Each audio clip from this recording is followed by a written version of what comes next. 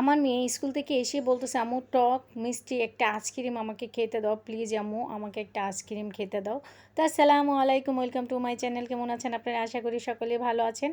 এই মজাদার আইসক্রিমটা আমি কিভাবে তৈরি করেছি সেটাই আমার প্রিয় ভাই বোনদের সাথে আজকে শেয়ার করে নেব। দেখেন আমি আমগুলো ছিলে আমগুলোকে সিদ্ধ করে নিয়েছি। আমগুলো কিন্তু সিদ্ধ হয়ে গিয়েছে, দেখতে পাচ্ছেন আপনারা। এখন আমের আটিটা সরিয়ে নেব। এই আমগুলো কিন্তু আপনারা খেয়াল রাখতে হবে যেন একটু আটিওলা আম হয়, কারণ আবাত্তি আমগুলো হলে কি হয়, আমের সাথে আটিটাও সিদ্ধ হয়ে যায়, সেক্ষেত্রে দেখা যায় আমের আইসক্রিমটা তিতা লাগবে খেতে। এখানে আমি পুদিনা পাতা দিয়ে দিলাম, কারণ পুদিনা পাতার গ্রানে কিন্তু আইসক্রিমটা আরও খেতে স্বাদ লাগবে।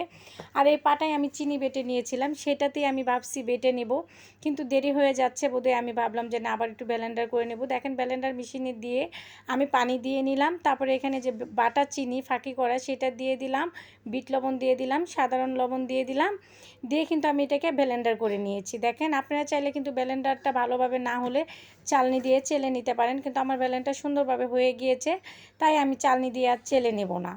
এখানে কিন্তু একটু ডোটা যেটা আইসক্রিমের, এই ডোটা কিন্তু একটু ঘন রাখতে হবে। দেখেন কীরকম ঘন রেখেছি, পাতলা করা যাবে না, কারণ পাতলা করলে খেতে ভালো লাগবে না। আমি এটাকে দুই ভাগে ভাগ করে নিয়েছি।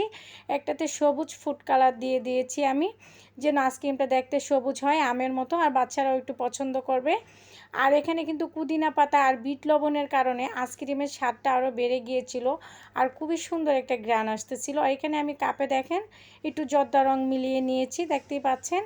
এভাবে কিন্তু আপনারা যে আইসক্রিমের যে বক্সগুলো কিনতে পাওয়া যায়, সেগুলো যদি আপনাদের বাসায় না থাকে, বাচ্চারা খেয়ে যে কাপ আইসক্রিমগুলো ফেলে দেয়, সেগুলোতেও কিন্তু আপনারা চাইলে আইসক্রিম তৈরি করে নিতে পারেন। দেখেন এখানে আমি দুই ধরনের ফুড যে ডোটা ছিল সেটাকে নিয়ে এভাবে পলি বেঁধে আইসক্রিমের যে কাঠিগুলো হয় কাঠিগুলো দিয়ে দিচ্ছি। আর এটা ছিল আমার মেয়ের খেলনার পুতুলের একটা কাপ, সেটাও সে নিয়ে এসেছে, আম্মু আমাকে একটা পুতুলের কাপে আইসক্রিম বানিয়ে দাও।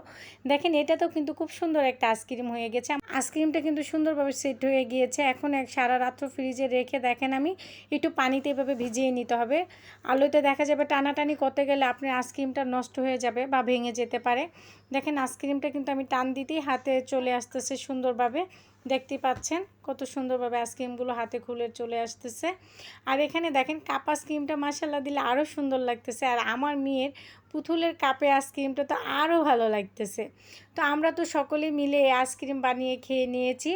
আপনারাও কিন্তু অবশ্যই আইসক্রিমটা বাসায় বানিয়ে খেয়ে দেখবেন। যদি আপনাদের ভালো লাগে অবশ্যই আমার চ্যানেলটাকে সাবস্ক্রাইব করে রাখবেন, পাশে থাকা বেল আইকনটা ক্লিক করে দিবেন।